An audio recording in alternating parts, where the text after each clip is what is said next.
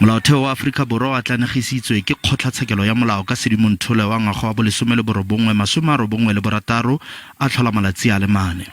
Molao ono o tshwanetse go tsengwa mo tirisong ka letsatsi la bone Tlhakole wa bo 1997. Mopresidente Nelson Mandela o ne a saenela molaotheo o ka la 10 Sedimonthole ngwaga wa 1996 ka kwa Vaal Triangle kwa Sharpeville. Sharpeville ke motsesetoropo o tlhophilweng e le go gopola batho ba le 69 ba ba tlhokafetseng fa ba ne ba dira ditshupetso. Tiragalo e diragetse fa ba dira ditshupetso ba ne ba ipelaetsa kgatlhanong le molawana o neng wa tlanegisitswe wa lekwaloitshupo ka mopitlo wa bo 1960 a tlhola malatsi a le 21. We solemnly honor the pledge we made to ourselves and to the world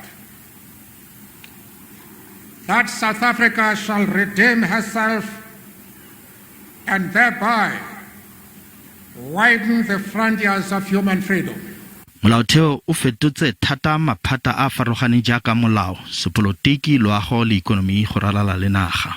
The constitution had to be transformative. It then gave directive to government of the day to put legislations to achieve the socio-economic rights.